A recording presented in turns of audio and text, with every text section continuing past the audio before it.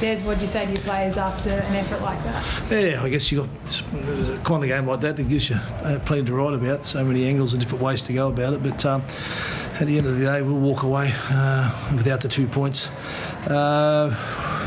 We just had to talk about it then, and we think there's plenty of good things that we can take away from this game.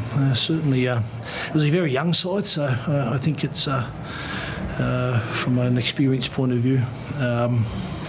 There's plenty to get out of it. The harsher side of it, there were probably times in there where we had the lead like 10-2 after 27 minutes, and we got lost it. Then we got back in front. So that was all in sort of 40 minutes of football. So there were some decisions there, some improvement that we can find in there, particularly against a side like South Sydney. Like that was probably their best forward pack that they could put on there today. So it's not as if they're not an experienced side. So, but yeah, they were pretty calm about it, and they held their nerve, and they still put on 40 points. But we'll walk away with a lesson learnt, and we've got to come back to Bookie next week now and come back out and really back ourselves against a rejuvenated Tigers side. So I believe we'll see where it goes from there. The send-off seemed to galvanise the team, but what did you think of the incident itself? For Carl Lawton, yeah, no, it's not a good one going by the standards that they're working tackles. He's devastated. Poor kid. He's such a hard worker. You know, he plays the game at that pace. He's such a nice temperament in that. So there was certainly no malice in the tackle, but it was at the same time. There will probably there'd be some consequences to face on that tackle. Would you send him or would you sin bin?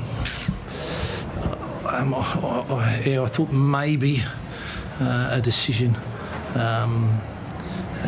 could have been disputed there, but either way, he wasn't going to stay on the field, so we'll leave it to the judiciary to judge that one now.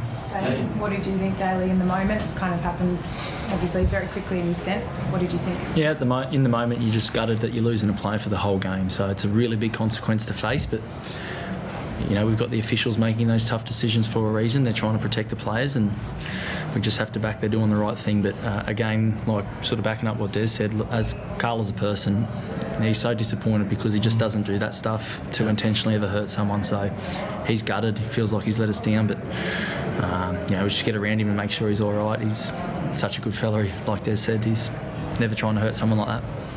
Should there have to be a level of intent there for a player to be sent off for a foul play?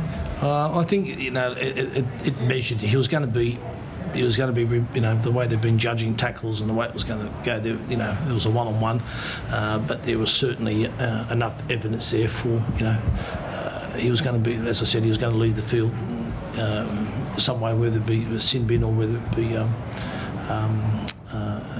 sending him off. So. The referee chose to send him off, so we'll have to wear that and see what happens at judiciary. Do you think the Ravalawa Tupou incident from last week had any bearing on the decision made? Do you think the Ravalawa or Tupou incident from last week had any bearing on it? You caught me up. I probably have to watch it. I haven't really sort of seen that one closely, but so I'd be naive trying to offer an opinion on that one. Sorry about that.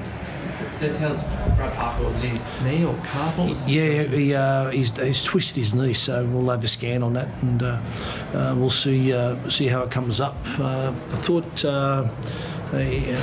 young Tolu and Benny Travojevic, when he came on, did a good job.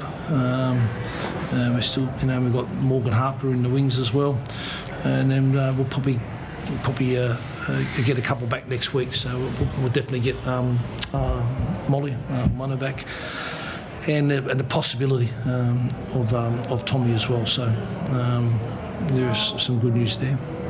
Josh Schuster was good tonight? Yeah, he was effective. Yeah, he surprised me actually, given the way that the length of time he's had off, and he's had no off season at all. He was injured during his prep through COVID and the calf. So the high performance unit and the fitness work that they've done with him prepared him really well. So yeah, we'll build on that. There's a bit of talk. He wants to play 6. What's the long-term vision there for him? Is he a future 5'8"? What do you mean? What talk are you talking about? Sorry? So what are you talking about? What talk about 6? Reports basically going to Josh Schuster wants to win the ball. Where'd you see the reports? Where were the reports? The reports where the reports? If you read the room though, Josh Schuster wants him the 5'8". There's that intent, and there's that opportunity further down the road. But at the moment, he's doing a great job playing where he is, and where he's playing it serves the side really well. Yeah. On the flip side, as Kieran Foran's doing an excellent job. He is. Thanks, lad. Yep. Good on you. Cheers.